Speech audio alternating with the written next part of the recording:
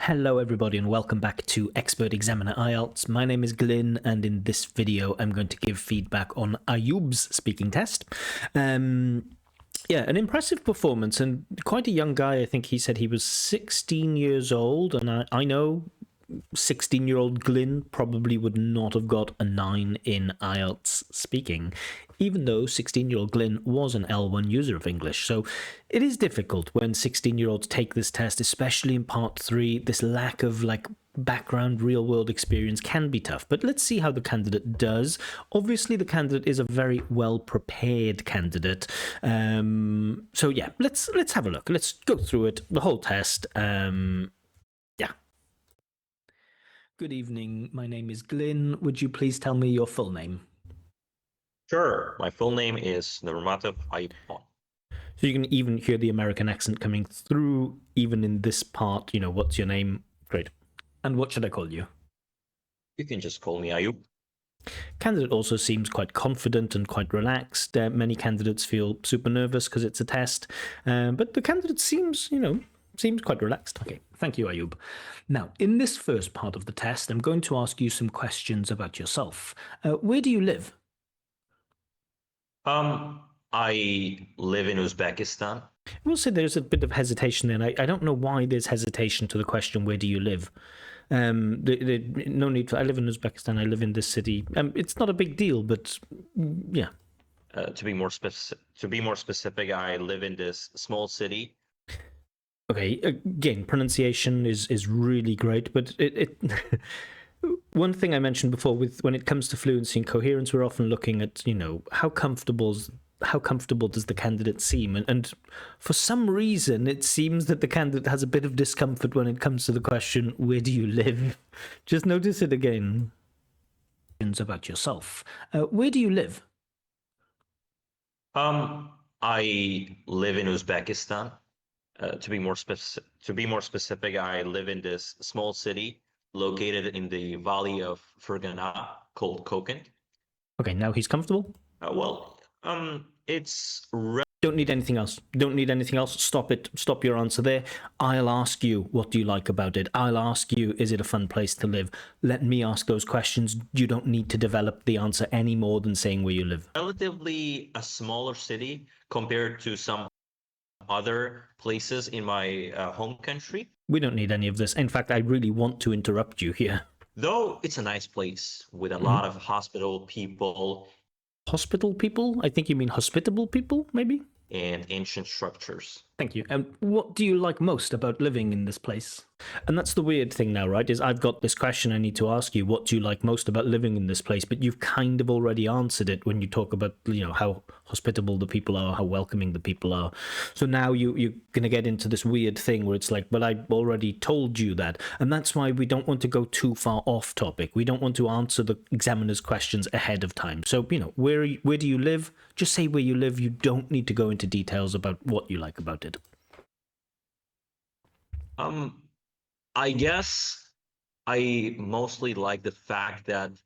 I like the fact that... I love this, the fact that. It's really good. Everything is within the walking distance here. Within walking distance, not the walking distance, but within walking distance. It's a frozen expression, it's a fixed expression, but it doesn't have an article. From my home, I can literally walk to the city center. I can literally walk to the city center. Some of the stress timing is really good there. I like the weak form of can. I can, and then we get the literally. We get the emphatic literally. Yeah, the emphatic literally. But then to the city center, that feels just slightly off because it should be city center, not city center. But city center. I can literally walk to the city center, not I can literally walk to the city center. So stress timing is just slightly off there. You might think, I'm super pedantic, but I know that this is a high-level candidate. I know that this is a candidate that is aiming for a 9. And so those are some of the details we look at. And where, you can find a lot of shopping malls. Shopping malls, really, really precise phonology, really nice. Cafes, parks, and stuff like that. Stuff like that, great. which is amazing. Cool. Adds on a little relative clause of comment at the end. Nice. Right? I Thank always you. enjoy Yeah, but leave it there. Leave it there. Thank you. these nighttime walks. Thank you. Thank you. Is there anything you'd like to change about this place? Remember, you have a time limit, right? In part 1, we have between 4 and 5 minutes. I want to ask you about the place where you live, but then I also want to ask you about 2 more themes. I need to get through that. This isn't, it's not for me to ask you one question and then you to speak the whole time. So, yeah, we have to limit our answers, keep our ideas nice and simple, develop, but don't go too far. Sorry? Is there anything you'd like to change about your hometown? Probably I would pay more attention to the infrastructure here. Cool, we get some wood, some hypothetical stuff. You see, And pay attention to. although we have a lot of nice places, Cool, starting with although, and the intonation is built up. Although we have a lot of nice places. for entertainment, I guess we don't really have a lot of skyscrapers or residential buildings with apartments. Cool. So he's maintaining that intonation over a long stretch of speech, which is good. Right? We really lack all that stuff here, which is why, if I were the mayor, I would allocate more money for that. Cool. It feels, a little bit like the candidate is shoehorning or crowbarring or forcing in a second conditional. I know some candidates do that. They think, okay, I need to use complex grammar. One nice bit of complex grammar is like a hypothetical conditional. And so they look for opportunities to use if I were, not if I was, but if I were, the subjunctive were. Is he hacking? Maybe, but I do feel like a hypothetical conditional is okay there. It's fine. It's suitable. Mm-hmm. Let's talk about sleeping now. At what time do you usually go to bed? Well, I could certainly say that I'm a night owl, so Okay, night owl is appropriate here. I do get the impression that the candidate is trying to force out this language. He doesn't need to. I always found that word, like early bird, I feel is quite natural. I'm an early bird. I hear that a lot. I never hear night owl. I only hear night owl in English textbooks. I mostly go to bed in the mornings at like 6 or 7. Cool. I mean, the answers are on topic. They're developed. I will say that he relies a little bit on slow speech. I know he's a careful speaker, and I don't like it when candidates speak too quickly. But I think the problem with speaking too slowly when you're a C1 or a C2 candidate is a question of volume. And of course, I'll speak normally, if we're against the clock, there's only so much that we can say. And if we speak slowly, then we don't get enough ideas out. And so, the examiner might interrupt you to move to the next question because they're worried about time. So you could certainly work on speeding up your speech a little bit. Don't go crazy. The speed of your speech is all right. It's just a little bit on the slow side. Yeah, as unusual it may sound, As unusual as it may sound, but okay. I prefer working or And you see, I prefer working. And another thing with slow speech is not all slow speech is disconnected, but slower speech as a rule tends to be more disconnected than faster speech or regular speed speech. So I do feel like the connected speech element is maybe... Yeah, as unusual it may sound, I love that it may sound. That's connected. prefer working or studying at night. I prefer working or studying at night. The studying at night is connected, but I prefer working. Still think, you're still a candidate for the band 9 for pronunciation, but there is something to keep an eye on. And I usually sleep until lunchtime. And what do you usually do before? Again, I usually sleep until lunchtime. I would put the stress on lunchtime. I usually sleep until lunchtime because sleep has already been established as the verb of focus, and so we don't need to put such a stress on it. You're saying I usually sleep until lunchtime, and I think it's better to say I usually sleep until lunchtime. Until lunchtime. I usually sleep until lunchtime. So again, when we talk about when we talk about sentence stress, about which words should be stressed. Again, partly because of the slightly slow speech, there are elements where I think some words are just slightly overpronounced, only slightly, or going to bed. Sorry, this question was, what do you do before going to bed? A variety of things, I would say. Yeah, we don't. I know some people. I just as a teacher, not a little bit as an examiner, I hate the answer a variety of things. I just want people to get into it. See this in IELTS essays too. There are a variety of reasons why, blah, blah, blah. It's just say the first reason why is blah. So I, blah, blah, blah, blah, blah, and I, blah, blah, blah, blah, blah. We don't need this variety of things. It's only tiny, but okay. Ranging from checking my students' essay. Feels a bit formal, right? What do you usually do before you go to bed? Part one is supposed to be personal, so, you don't expect overly formal language, a variety of things ranging from to Now, ranging from to is good collocation. It shows good natural feel for the language, but it doesn't feel wholly situationally appropriate.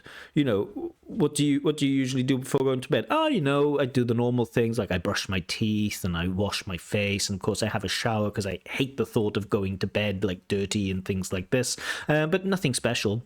That's an answer, not a variety of things ranging from to It just feels a bit too formal. Essays to, checking out some YouTube videos that might look interesting to me. Okay, that's fine, good length. And do you ever have problems falling asleep? Oh yeah, I do. There was this time last summer, So we're talking about the past now, and it is okay. For me, it is a natural development. If I want to be like hyper risk averse, if I really don't want to take risks, I would just try to understand that the question asks not have you ever had a problem falling asleep, but do you ever have problems falling asleep? So you should speak about in general, not one time, right? Do you ever lose your stuff? No, I don't lose my stuff in general, but I have lost some stuff before. So you're answering the question as if it's like, have you ever had a problem falling asleep? But the question is, do you ever have problems falling asleep? I had insomnia, and Insomnia, good. like I literally couldn't sleep for. Nice use of literally again. Just be careful we're not overusing it. We've had it a couple of times, but it's okay. Literally has become well, quite a long time ago, actually, it became quite a popular word. So maybe overusing it is natural. Basically, literally. Days. I would say the longest I stayed was like 30 days. Can you imagine like 30 days without any bit of sleep? At least can you imagine? I mean, the pronunciation's beautiful. I always think in part one, it's an interview. So it goes, examine a question, candidate answer. And so we don't want candidates to say things like, can you imagine? I know it's a rhetorical device here. It's a rhetorical question. He's not really asking me a question, but yeah. That was crazy. And that was crazy. Again, really nice dropping of that T. It's not that was crazy. It's that was crazy. Really nice. I struggled a lot. And is it easy for you to get up? The question was originally, is it easy for you to get up in the morning? But because he goes to bed in the morning and then gets up later, I had to take off that in the morning. And now it sounds like a strange question. Is it easy for you to get up? Not necessarily. Cool, not necessarily. Nice. Well, sometimes, I love taking my time and I love taking my time. Again, stress timing is just slightly out. I love taking my time. I love taking my time. I love taking my time. I love taking my time. That's what the candidate sounds like, right? I love taking my time. And it should come out more like I love taking my time. Or in American, I love taking my time. I can't speak in an American accent. Oh my God. Anyway, let's just listen to that again. I love taking my time. Well, sometimes, I love taking my time and just, yeah, I mean, there is intonation there. But is it, yeah, it's tough to say that it's not band 9. It really is. It's a weird one because it's like, it feels like band 9 pronunciation with with some room for improvement, which is odd. And it might mean that the pronunciation drops to an 8. I don't know, because it feels It feels weird saying that it's band 9 pronunciation, but with room for improvement, but we'll see at the end of the test. Sleeping in, and Sleeping in, good. when someone disturbs me, it doesn't really make me happy. But when I have some important Again, the candidate I feel is developing too much, and if you're a fast speaker, you can probably get away with that volume. But as a slow speaker, I just think that's probably the place to end it. event that I need to attend to, well, then I guess I can certainly wake up on time. Okay, and let's talk about bags now. How often do you use a bag? I always carry a bag with my Cool, nice dramatic pause. I always. So pausing and overstressing maximalist adverbials is absolutely fine. I always carry a bag. That's okay. self. I have But not with myself. It feels I always carry a bag, fine. But the candidate said I always carry a bag with myself. Sounds to me like a Russian L1 transference error. I don't know if the candidate speaks Russian, but I know a lot of people in Uzbekistan do. And I think in Russian it's like взять что-то с собой, carry a bag with myself. But in English, carry a bag with myself? No, I just always carry a bag. this black bag of mine. Black bag of mine. There's a wonderful little of mine, a friend of mine. Not a lot of people know that. It's taught at C1, this like my something and something of mine. Horrible grammar, but nice. That looks so nice on me. I mean, It looks so nice on me. There's a lot of that like emphatic pronunciation, and we want some of it, but we don't want it everywhere. And I think maybe it's being overdone a little bit. I have customized it Nice present perfect. on like related to my own preferences. Thank you. Like, And again, it feels like the candidate would just, if there was no time limit, the candidate would speak and speak and speak and speak and speak. But I have a time limit, so I have to interrupt you. Thank you. And what kind of thing? And you kind of see, the candidate almost looks a little bit disappointed or a little bit maybe surprised. And that's one of the reasons. There's nothing wrong with being interrupted, right? The examiner won't necessarily mark you down for interrupting you. However, it can make you feel a little bit uncertain or worried as a candidate, where you think, why is this examiner interrupting me? And then when it comes to the next question, you can, it can get into your head a little bit like, well, is the examiner going to interrupt me now? And so working on speeding up your answers, getting straight to the point so that the examiner doesn't interrupt you will make you feel even more comfortable, I think. Things do you keep in your bag? well, the thing that I carry all the time would be my laptop, Cool, nice little cleft sentence there, the thing that I carry. because And it's a relative clause. I always, like to swing by a coffee shop and And you see that little pause there. I always like to swing by a coffee shop. Now, swing by is wonderful, right? It's really natural, and it just means like visit spontaneously.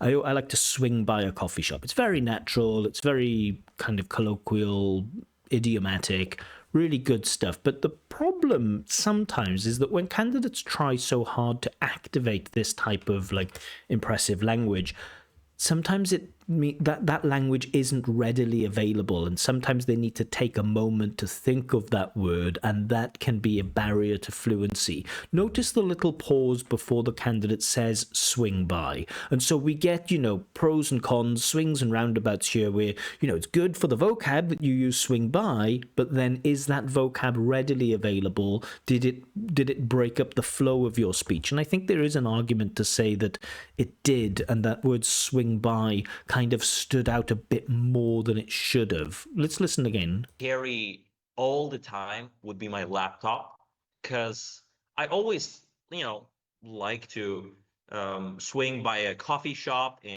But it's good that he gets the stress on coffee shop. I like to swing by a coffee shop, because sometimes people will say, I like to swing by a coffee shop, and there's a bigger pause. So the candidate does link, swing by a coffee shop and gets that chunking right. But for me, there is that pause before swing by. And again, maybe I'm too harsh here, but when we're looking at band nines, we have to think about that stuff. get a cup of coffee and do my Get a cup of coffee, love it. stuff on my laptop. So this is a must-have thing for me A must-have thing, wonderful. in my bag, and maybe some books. Do you feel like the answer's going on a little bit more? You know, the question is just what do you keep? So, you know, tell me one or two things that you keep in your bag and why. right? That I like to read. The last time And look at my face. I'm trying to interrupt. I'm trying to find that natural place at end of a clause where I can say, okay, thank you, stop it. I read this interesting book, and I Thank would you. carry it all the time with myself. Not with myself, just carry it all the time. And do you use plastic bags when you go shopping? Yeah, I do. Even It's okay. It's fine. though nowadays I'm trying to do it less, as plastic bags aren't that eco-friendly and As plastic bags aren't that eco-friendly, the chunking is appropriate. Again, it just feels slightly slow. are actually harmful to the environment. So Could be harmful to the environment. Nice. I'm trying to, get my own shopper Nice use of trying to in the continuous here. or And nice use of shopper. some special bag for shopping in the future. And I Okay, guess thank you. I'll And again, I just feel like the candidate could develop and develop and develop. He certainly has a willingness to keep going, but maybe too much. Simplify your ideas, make them shorter, make the speed of your speech a bit faster, and you will be at that 9 for fluency and coherence. be more environmentally conscious. And when the examiner says thank you, that is your signal not to finish your answer. That is your signal to stop speaking. I know it sounds really silly, but again, as somebody that doesn't like to take risks, one thing that I would desperately be trying to do is to avoid annoying the examiner, because examiners are people and people are the worst sometimes, and we don't want to annoy them. And sometimes if they've had a busy day, if they've examined 7 people before you, I don't think they're supposed to do more than 8, if they've examined 7 people before you and you're the 8th and you're going over time and the examiner's saying thank you and you keep talking and the examiner's in a bad mood, they might, if there are some borderline 8 or 9, they might think, well, I'm annoyed at that guy, so I'm going to look at the 8. Maybe not consciously, but at least subconsciously. So when we're aiming for that 9, what we want to do is to minimize our risks, try not to annoy the examiner. And so when the examiner says thank you, that's your sign to stop. Now, in this next part of the test, All right, so thoughts on part 1. The candidate's very, very confident. His pronunciation is amazing. He has a huge range of intonation. At times, there's a bit too much range of intonation, where it seems to be that some words are a little bit overstressed, or there are pauses before words where perhaps there shouldn't be. Sometimes this works to good effect, like I can literally do something is really good. So sometimes he really nails that emphatic pronunciation, but then other times there are just, bits that stand out as being a little bit disconnected, or the stress timing just feels slightly wrong. In terms of vocab, really, really good. There are occasions where maybe he's over-egging the pudding. I think that's an expression, isn't it? To over-egg the pudding. There are times where he's maybe over-egging the pudding and shoehorning in some words and expressions, but definitely enough vocab to deal with the demands of part 1. Grammar is fine. We had a couple of mistakes with articles, we had that mistake with article like within the walking distance, and there was another. I forgot what the other mistake what the other grammar mistake was, but there was definitely a second grammar mistake in there. Fluency and coherence, the answers are on topic. I would say that the candidate is developing too much. And it is fine to develop more if you're a slightly faster speaker and you can get all of that volume out in time. At times it feels like the candidate is trying to say just a little bit too much, and that's forcing the examiner, me, to interrupt, to say thank you, thank you, thank you, thank you. We don't want, a little bit of that's okay, but we don't want it all the time. So keep your answers a bit shorter, but, very fluent, but a careful speaker. He takes care over the choices that he makes when it comes to his language, and in general that doesn't negatively affect his pronunciation, but it could be seen by some examiners as a minor issue with fluency, right? Maybe a minor issue.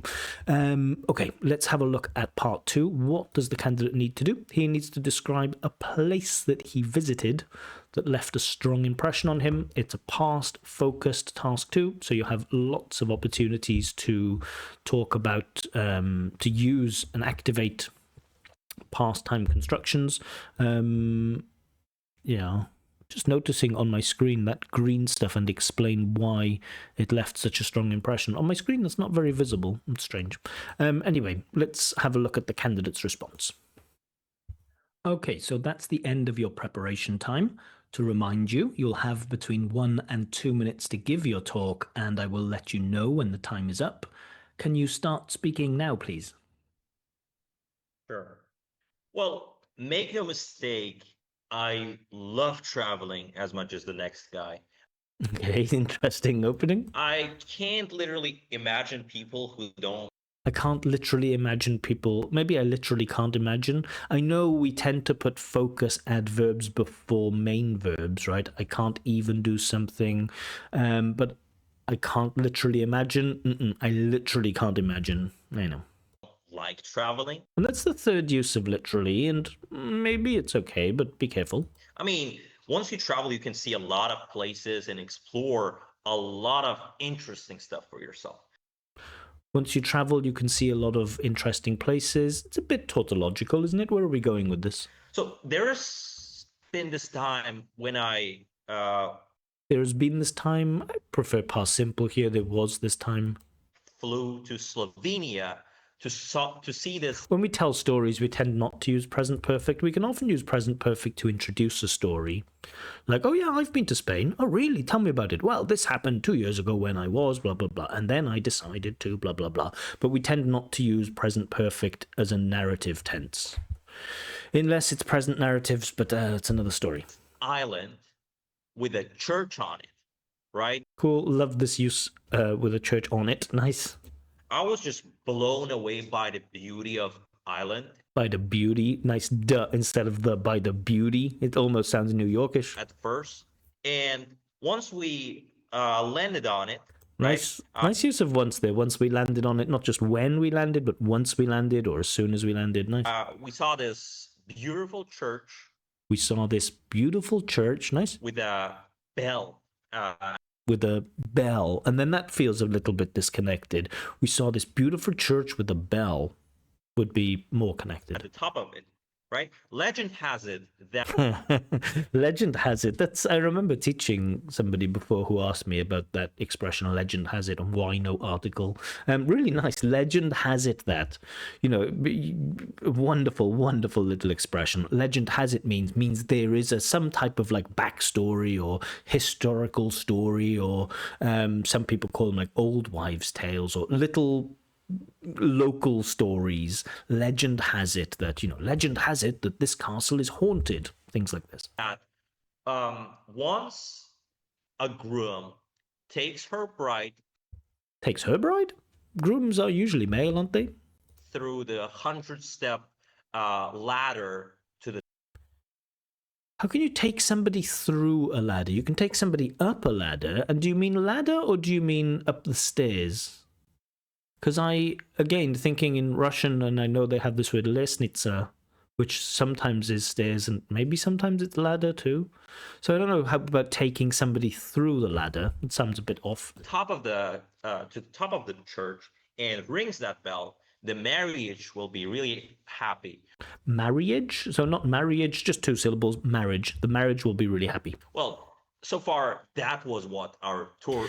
So I'm just wondering, right? So I'm wondering where we're going with this. The task is to describe a place you visited, and it seems, you are connected to the topic, but it feels a little bit like your focus is more on the legend of this church. And maybe there is an argument to be made, like, no, I'm telling you about the church, and I'm telling you what's impressive about it. Maybe.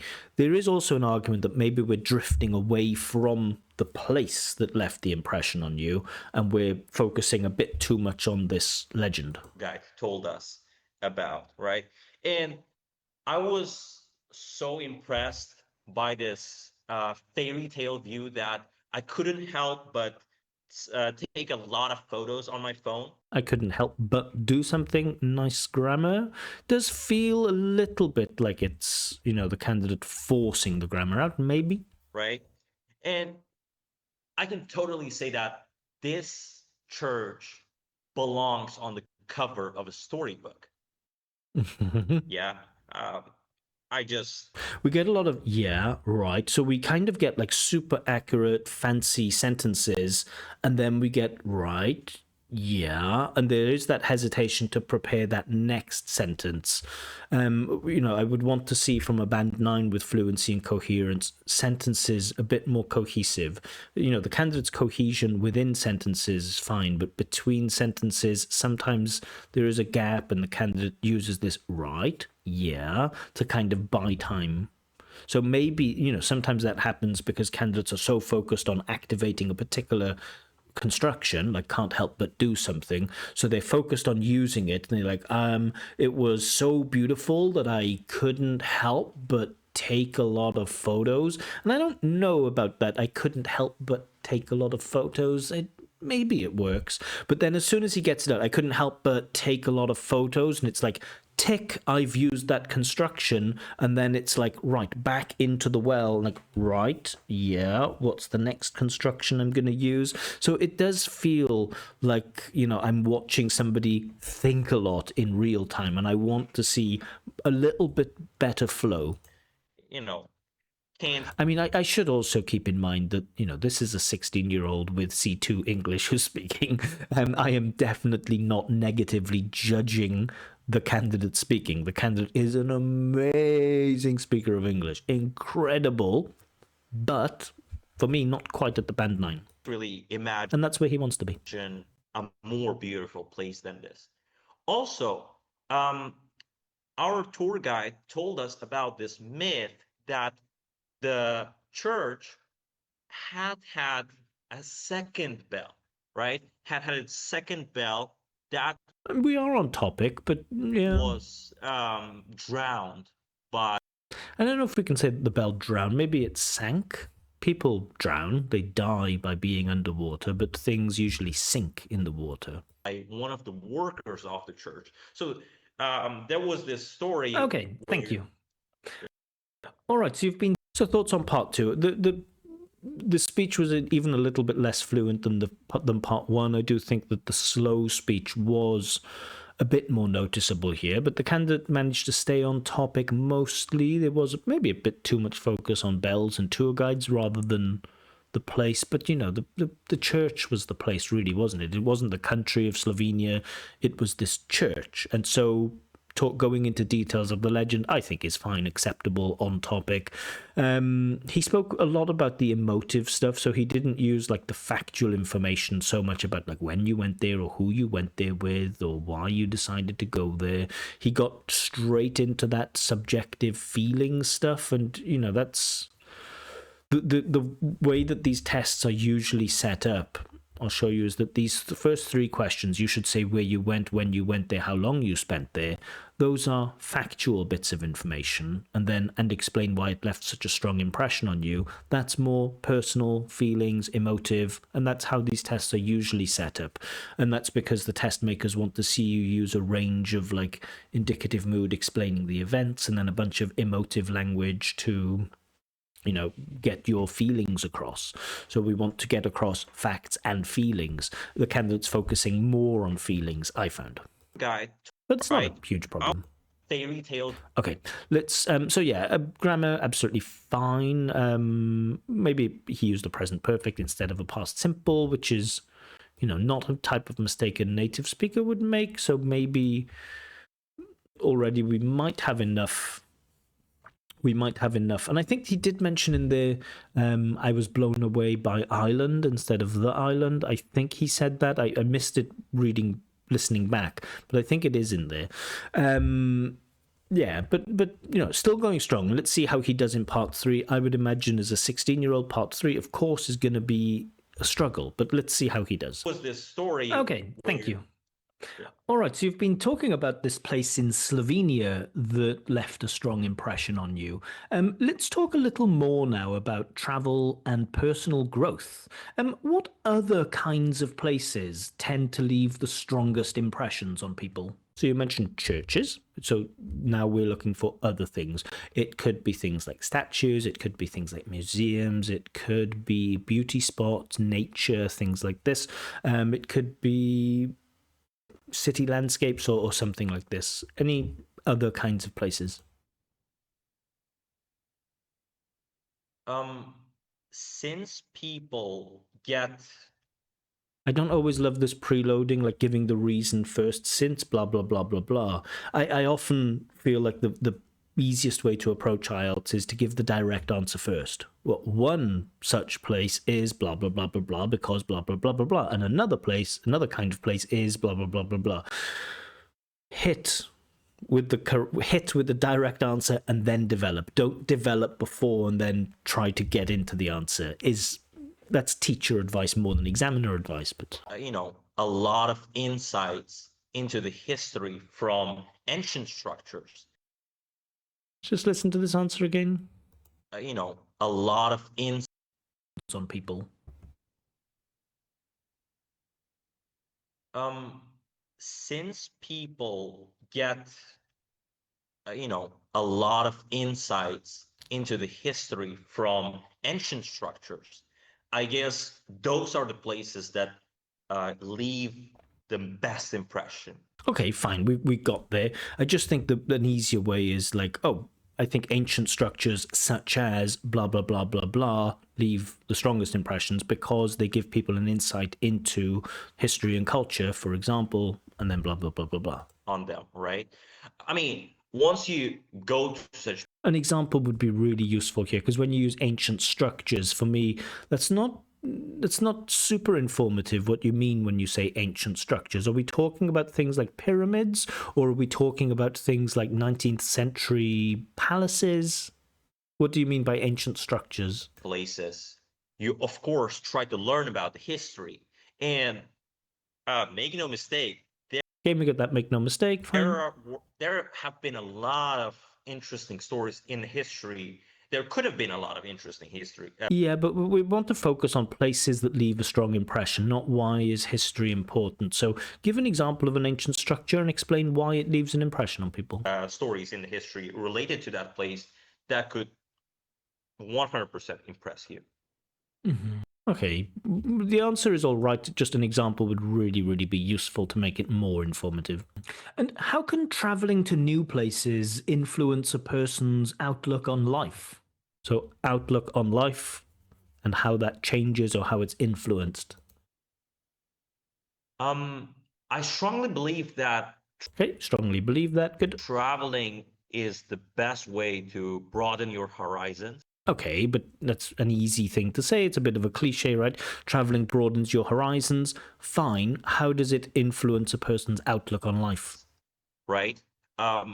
So once you travel, you actually get out of your comfort zone. Okay, it's another cliche. You get out of your comfort zone.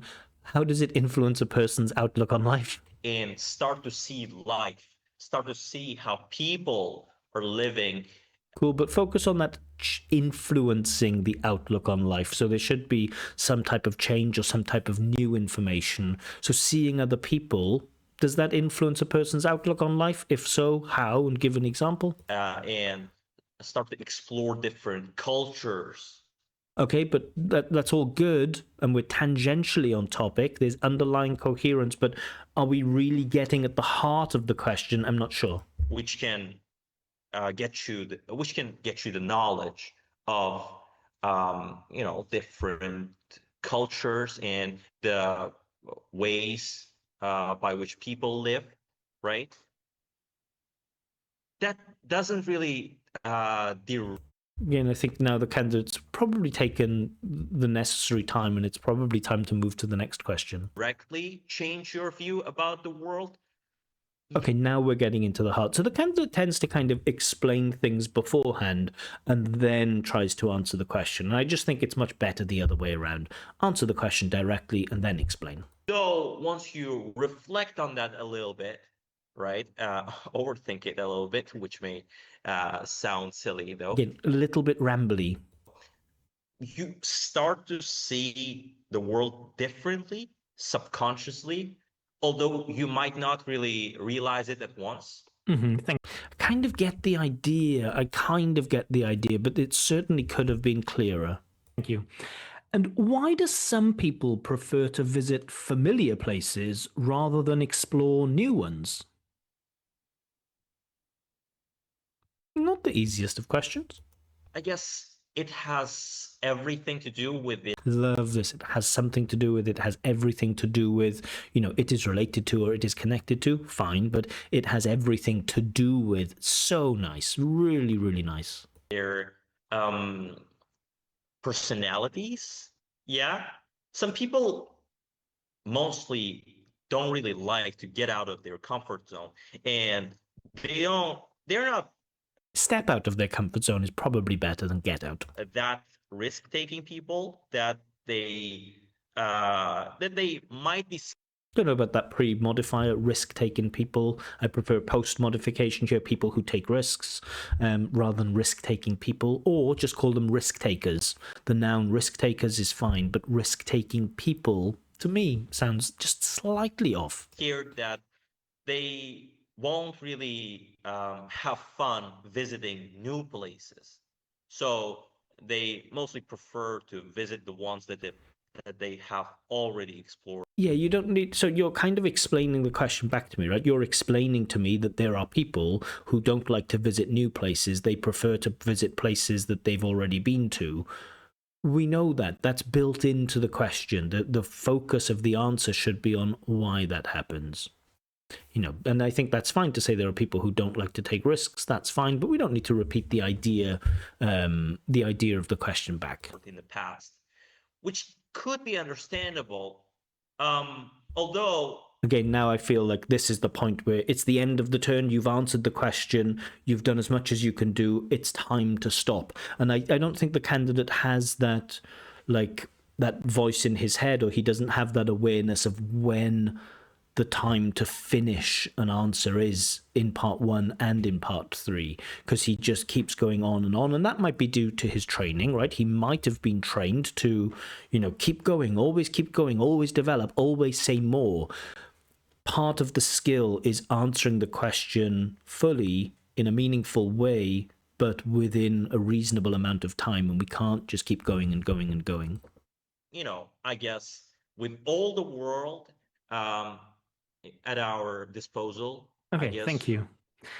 Now let's talk about tour. And you kind of see, right, each time I interrupt the candidate, there is some type of reaction. And I imagine, at least subconsciously, the reaction is a bit negative, is a bit of a feeling of, why are you interrupting me? What? A little bit taken aback. And that can affect your state of mind sometimes. So again, speeding up the answers a little bit, understanding the appropriate length for an answer will help you to feel more comfortable. Tourism and local communities. How does tourism impact the daily lives of people living in popular destinations? It's a long question. Usually, it's tough when you have those long questions to keep focusing on.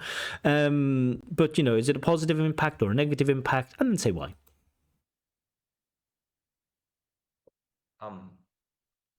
That's a tricky one. Not really. I think one positive impact is that tourists bring a lot of money.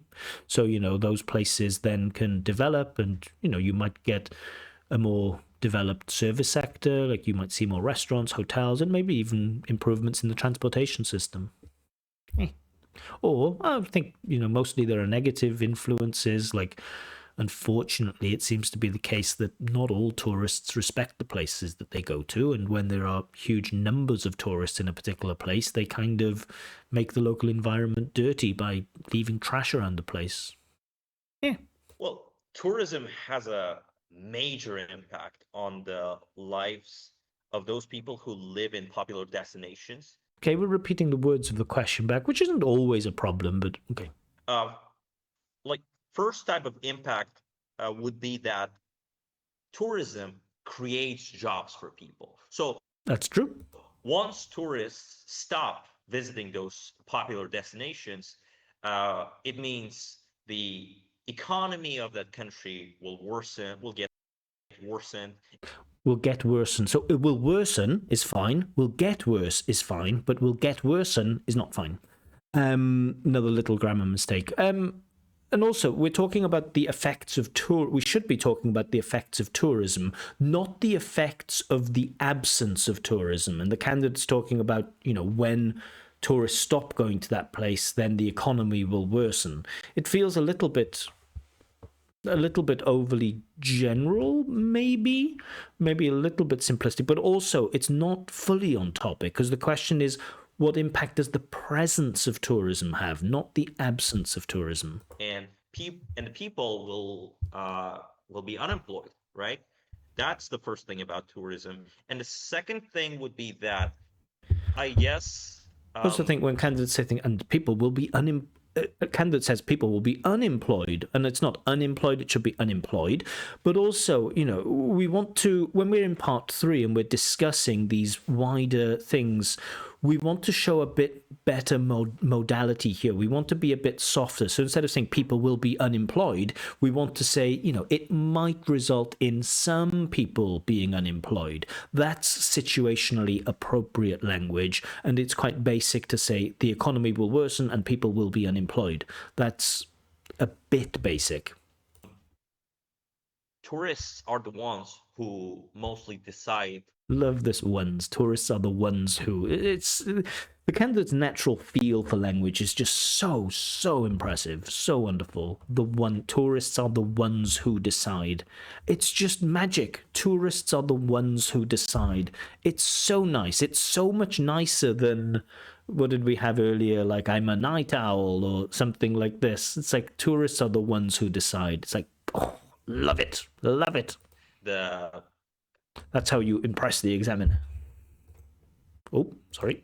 They ought to, take care of. They ought to take care of. Again, stress timing is off there.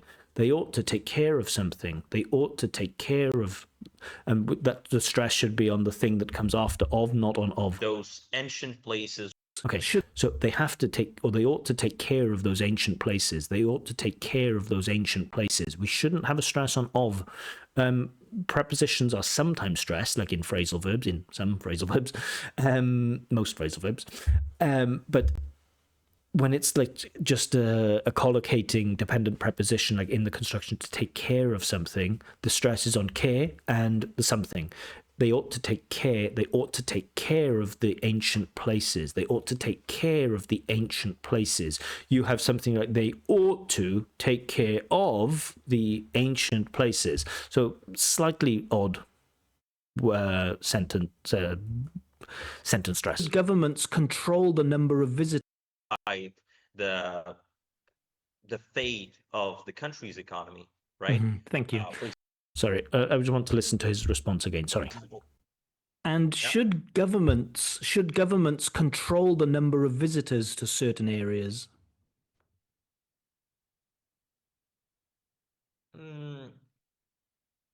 I guess, yeah. They ought to, take care of those ancient places with fragile objects, right? Okay, take care of those ancient places. Those ancient places was stressed, so take that back. But I definitely think ought to was overly stressed. Right? You can't really guarantee that tourists will have no harm on those places. So it's always a good idea to practice some caution and really nice. Make sure that you limit the number of tourists that visit some sacred places like church, mosques, and stuff. Thank you. That is the end of the test. All right, so decent performance in part 3. For a 16-year-old to be able to speak meaningfully about those topics, again, it's amazing. It's really, really good. It is difficult to take IELTS as a 16-year-old because, IELTS is designed for people who are ready for higher education. So really for people who are 18, I think even 18-year-old Glyn would have struggled with it. 21-year-old Glyn would have been fine. But yeah, not easy when you're young, even with a lot of preparation. When you don't have so much world experience, it can be, a bit tricky. But okay, let's have a look at the band descriptors and see what marks I'm going to award. Certainly we will get high marks here, right? So we know it's going to be high. Fluency and coherence, I don't think I can award the 9. I just want to take a quick look at the 9 and just explain why I'm not awarding the 9. So fluent with only very occasional repetition. There was some repetition in there, but certainly not much. Any hesitation is used to prepare the content of the next utterance and not to find words or grammar. 1 or 2 instances where maybe, that swing by, there were just little hesitations in there. Speech is situationally appropriate. For me, the speech wasn't always situationally appropriate. We had like overly formal speech in part 1, and then we had, quite generalized speech without diplomatic softening, without softening modality. Like some people might lose their jobs. We had the economy will get worsen and people will be unemployed. And it's like, it's not wholly situationally appropriate. Topic development is fully coherent and appropriately extended. I don't think it is appropriately extended. I think it's a little bit incoherent at times because the candidate has a lot of ideas in his head and is trying to get too much out and then ends up overextending and doesn't really know when to finish the answers. But I do think there is enough in there for an 8, right? So fluent with only very occasional repetition or self-correction, fine. Hesitation may occasionally be used to find words, maybe occasionally. Most will be content-related, yes. Topic development is coherent, generally yes. Appropriate, generally yes. And relevant, generally yes. Maybe a little bit overextended, but I do think there is enough in there to award the 8 for fluency and coherence. Lexical resource is, it is so nice that the candidate's lexical resource get outside of the comfort zone versus step outside of the comfort zone. Carry a bag versus carry a bag with myself. Maybe that's more grammar. Sustained use of accurate and idiomatic language. Yeah, I think so. I mean, it's certainly at least a band 8, isn't it? I think there is enough justification in there for a 9. I do worry a little bit about the candidate sometimes trying to force the vocab in, and I'd like to see the language come out. So if an examiner awarded an 8 here for lexical resource, I would accept that. But for me, as a generous person, I think there is justification also for the 9 over the course of the test. Maybe just about grammar, we're not at the 9. Some mistakes are not characteristic of native speaker speech. Certainly a wide range of structures flexibly used. Majority of sentences are error-free. Occasional inappropriacies, non-systematic errors, fine. I think we can award 8 for this. And then pronunciation, that's going to be the killer one for me because his pronunciation is so nice, right? And if we look at some of the features of band 9, accent has no effect on intelligibility, yes. Can be effortlessly understood throughout, yes. Uses a full range of phonological features, yes. To convey precise or subtle meaning, yes. He has all of this. Flexible use of features of connected speech is sustained throughout. I think I would have a difficult job justifying that it was sustained throughout. And I think a better fit is something like can sustain appropriate rhythm despite occasional lapses. I think that is a better description. Now, IELTS is like hard cappy, so there might be, in general, candidate, you should meet all of the positive features here. And so for me, even though the candidate's pronunciation is incredibly impressive, and I could imagine examiners awarding a 9 for his pronunciation, I could definitely imagine that. For me, there were too many instances of, slightly off stress timing and some mispronounced words. So for me, I'm going to drop that score for 8, which feels a little bit harsh. At the time, I thought, pronunciation should be a 9, but I'm just dropping it slightly. So fluency and coherence, I'm awarding the 8.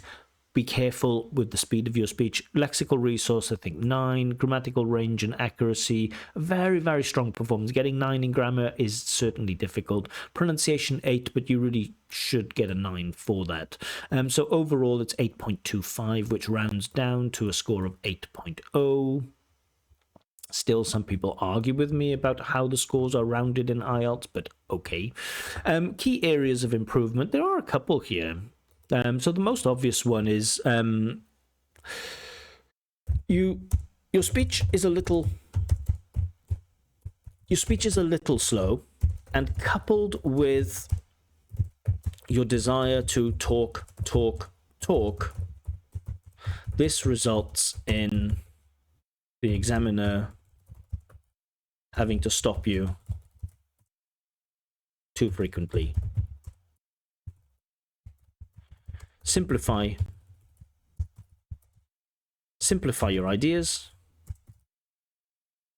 and try to speak just slightly. That's the key word here, slightly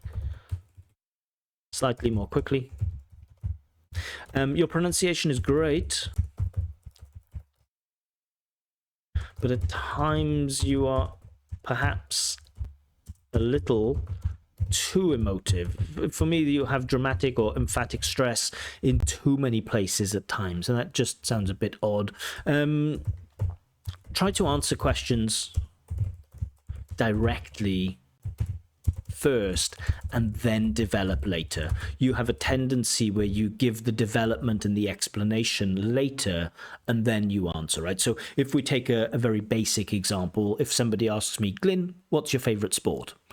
And I say, well, due to the fact that I watch it very often and it's a very interesting sport for me, and I find the pace of the sport to be exhilarating, I'm a big fan of NFL. We don't want the explanation first and then the answer. It's much better to say NFL is my favorite sport because blah, blah, blah, blah, blah. So try to do that both in part 1 and part 3. It's just, it creates less anxiety in the examiner's brain, because sometimes examiners are thirsty for the answer. Give the direct answer and develop later. I don't think it's costing you too much. But yeah, a wonderful performance, really strong, and I think 8.5 is a very realistic target for the candidate. I don't think he's at band 9 level yet. Would I be totally surprised if he got a band 9? Not totally surprised. I would estimate, if he took the exam tomorrow, I would say there's like a 5% chance that he would get a band 9. I would say there's a approximately 30% chance that he'd get band 8.5, and then maybe a 50% chance that he gets band 8, and then the rest band 7.5. I don't know. I'm no good with percentages, but in short, I think the candidate is a very strong band 8, right on that border between C1 and C2. I think he is a C2 speaker of English. It's just that the way IELTS works, you only get C2 if you get 9 or 8.5, and 8.0 is high C1. I do think the candidate is C2, but according to the IELTS scale, this performance was probably just about 8.0, but 8.5 is definitely a realistic target. Anyway, those are my thoughts. 8.0, but very close to the 8.5. What do you think? Do you agree with me? Are my marks too harsh? Are my marks too generous? Do you agree that the candidate's speed of speech perhaps had a slightly negative impact on the answers? Yeah, you let me know. So those are my thoughts. If you'd like to have your own practice IELTS speaking test with feedback like this, or if you'd like me to check your IELTS writing tasks, then join me on Facebook or Telegram. Links to both of those groups are given in the description below. I don't take free candidates on Telegram anymore, just because candidates don't turn up for their speaking tests, because when it's free, who cares? So tests now cost £25, But if you want the free practice speaking tests, the free ones are done in live streams. How do you know about the live streams? Join the Telegram. I will announce there when I'm going live. And basically, I'll do these live streams and just pick candidates to come up. It's sad that it has to go that way, but I wasted so much time waiting for free candidates who just ignored me, and I felt very sad. Anyway, more videos from me coming soon, but for now, bye-bye.